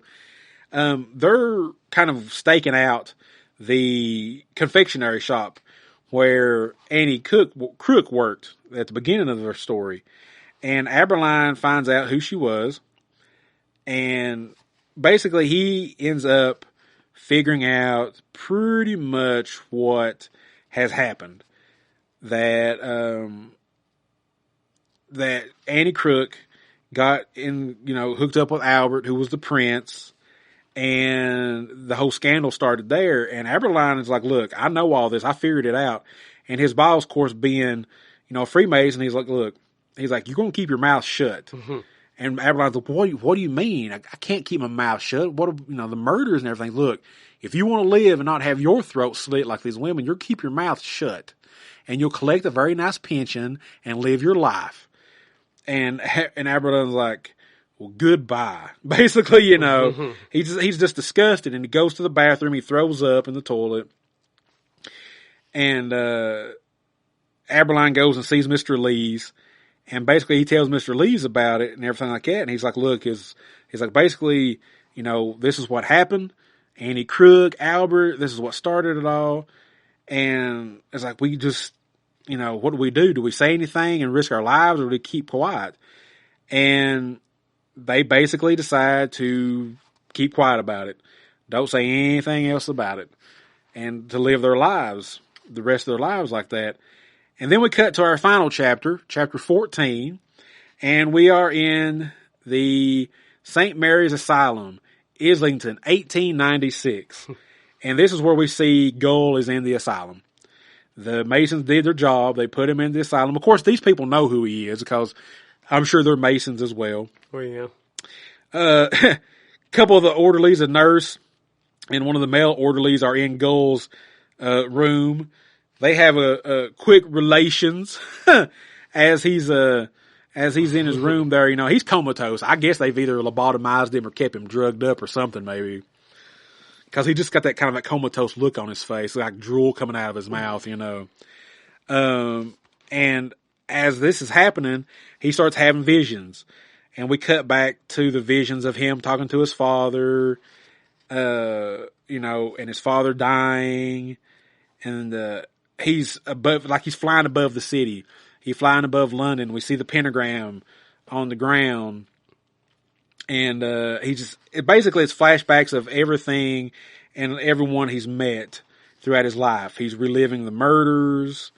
again, we see flashes of the future, people sitting in movie theaters and stuff, you know. And one of the last visions that we see is he's flying over this home of his women and his children, and we find out that the woman and these children, that this is Mary Kelly, and that she had believed she'd went back to Ireland and she's living her life there with family. And I think one of the kids, it doesn't say unless I've missed it, you might remember this, that this might be Annie's daughter, maybe? Yeah, that's what I got. One of them is Annie's daughter. Yeah. So, and it's odd too, that basically like she can see like Gull's floating head or something almost, like looking at her. And she's like, basically she's like, get the hell out of here. It's almost like he was projecting. Yeah. Yeah. Basically. And, she's like, get out of here. I'm living my life. You get the hell away from us. You go back to the hell you created. Get out of here. And we cut back to the asylum. We come back out of Gull's eye, and the nurse and the orderly look at him, and he's dead. He died while he was having his visions. I guess, I don't know if it's a heart attack or whatever had happened to him, but he's dead. And they look at him and was like, is he gone? And the woman said, yeah, he's gone. He's dead. And now we are into the epilogue, and basically the epilogue is we are in Bournemouth, September 1923. We're in the cemetery. And it is Lees and Eberline again. And they're, again, reminiscing about what happened and some regrets about, they should have said something. And they end up going to Druitt's gravestone to visit him. And they're sitting on the bench talking again. Just, and you think about it, what they're discussing and stuff here, man. It's like, could you, after knowing what you know and figuring it out, could you keep quiet? And for like 30 years? Yeah, for like 30 years, you basically sat on this murder and this scandal because your life was threatened. Well, I mean, it's either die or have money. Yeah, but that's the thing, though. I mean, do you think you could? Do you think you could do that? Do you think you would just try to be the hero and expose it and risk your life, or be quiet and collect that pension, knowing that secret and carrying that secret to your grave? Well, this is also a time where there's no social media. That's true. They can just have you committed. And we've seen in this how they got rid of Gull really easy, how they set up Druitt really easy. Basically, almost like the Masons were running that part of London at that time. So even if he had said anything, because they were the head of the police, if he had said anything, they would just covered it up and murdered him somehow too. Yeah. So he really didn't have a choice. He didn't have a choice. It was either die or shut the hell up. And he chose to shut the hell up. Him and Lees both did, and they lived I guess maybe not a happy life, but they did live a long life, So that brings us to the end. This was a long one. I apologize, but that was my pick. That's the source material, And like I said, we really, abbreviated this. Pick this up on Amazon or wherever you can pick this up at, because it's a great, amazing read. It's very complex. It's a very deep, intricate read. We tried to do it justice in these 2 episodes, and I felt we did pretty good I think so. on describing it. I personally would give this a very high recommend for sure for a first time read. Sean, do you recommend this to people? If you got time, yes. And if you like Alan Moore, yes. And if you like anything Jack the Ripper, yes. Because you touched on it last episode, but like 90% of this is based off what actually happened. Yes, it is. Yeah.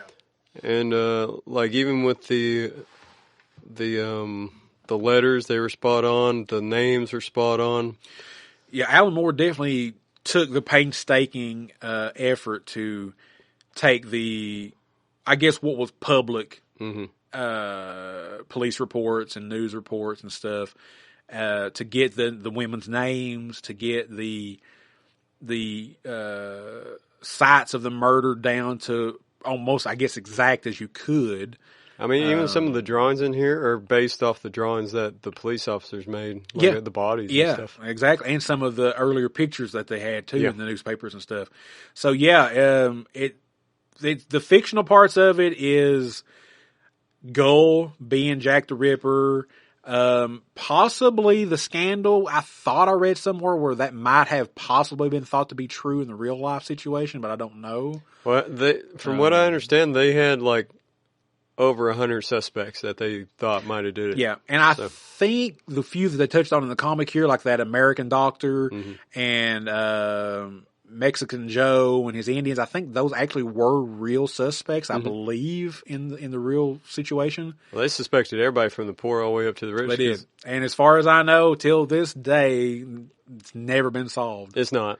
It's probably the longest unsolved mystery in the world, probably. Well, they don't even think it was just one guy. Like they call the five in this story the canonical. Yeah. Murders. Yeah, they think there's more than just these 5. There was 11. Okay. But the other ones, they happened much later, so that's why they think it was somebody different. Right. Because all these happened within a year. Yeah. But they even, I seen one article where they were maybe suspecting Lewis Carroll. Oh, wow. Okay. So, okay. Of course, they were just throwing anything to try to get a suspect, because they were just circling just over nothing. They had these murdered women and these 2 letters, but they couldn't pinpoint nobody whatsoever. They were suspecting butchers because... Yeah, like that one gentleman because of the leather apron, which was a real thing. They did find a real leather apron covered in blood. That's one of his nicknames. Yeah. Was the apron, yeah. Yep. They found the leather apron at one of the murder scenes. I think it was Eddie Campbell's murder scene. I believe the apron was there. Yeah. That whole torn envelope with the 2 coins in it, that was real. That happened. That was found at the scene as well in real life.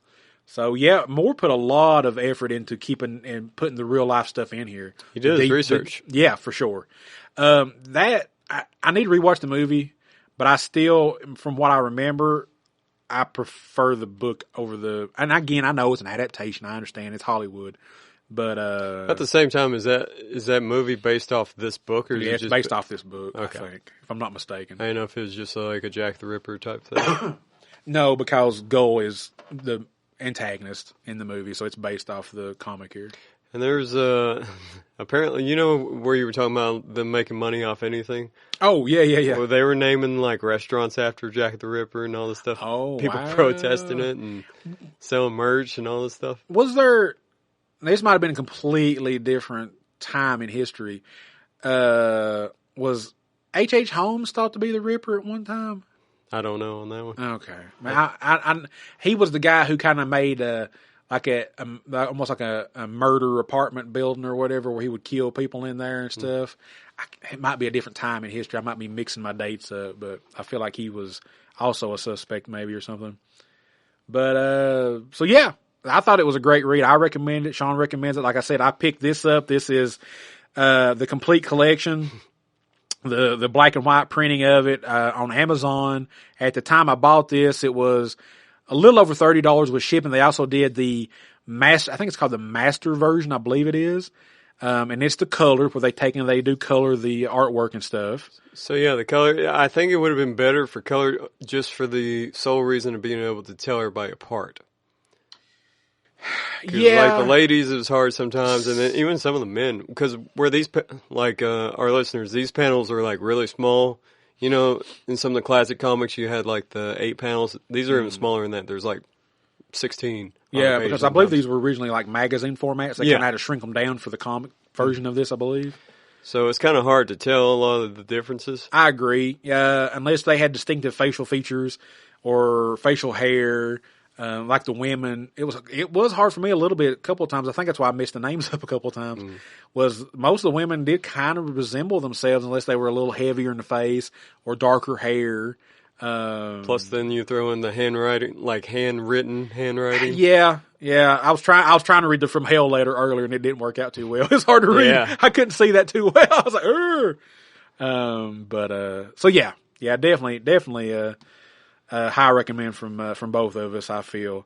I don't regret reading this for our Halloween episodes. It was a great read. It was daunting, but well worth it. It was very rewarding. I think it's a great read. It's something I'll remember for a long time. It's definitely one of the better horror stories we've read. It is. I agree for sure. And a shout out to Derek from Bad Movies Worst People. He sent me a personal message after we done our first episode, he's like, yeah, I had to go pick it up. So he picked up the exact copy we have here. So that's really cool that we got somebody to pick that up. So Well, should Derek have some feedback later on? yeah, for sure. Derek, you hear us out there, man. If you listen to this episode, if you got any kind of feedback, what you feel about this comic, please let us know. We're, you can do it on all of our socials, Instagram, Facebook. You can even send us an email, geekswithbeardspod@gmail.com, and let us know what you think about it, and we'll read it on an episode, man. We'd love to hear Or your... if you want to send your voice, your sexy voice. Oh, he does have a sexy voice. All right. Well, he can send that Or hey, he can have his co-host Jack send it. Jack's got a sexy voice too. Both of them. Because Derek is him and Jack both are comic book fans and stuff like we are. So I'd love to hear what Derek has to say about this issue for sure. This comic here. Well, hopefully, if I can get it done in time, this will drop on Halloween. So if it does, happy Halloween. Very happy Halloween, very safe Halloween. As of this recording, we're only a couple of days out from Halloween, so we'll see if it happens. Props to Sean, man. You guys just don't understand.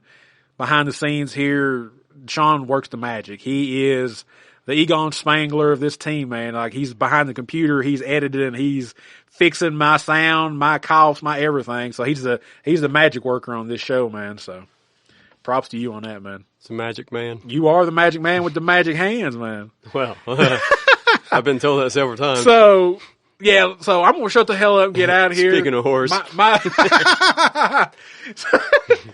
So on our next episode, we're going to jump back into a little bit of Image Comics, and we're going to jump into a little bit of Mirage Comics again, and we're going to be covering from 1993, I believe it is, the 2-issue Savage Dragon Teenage Mutant Ninja Turtle crossover. Oh, snap. That they did, and it took place in issue 2 of the Savage Dragon ongoing comic.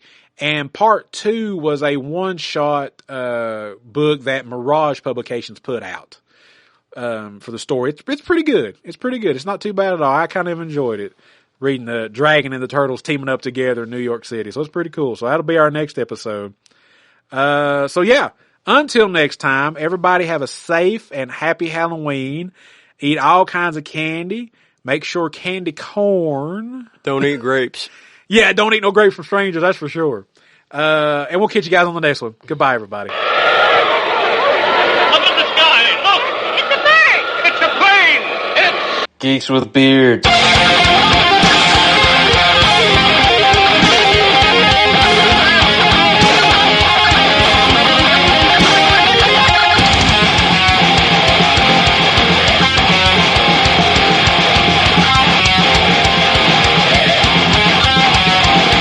Podcast. I need a nap.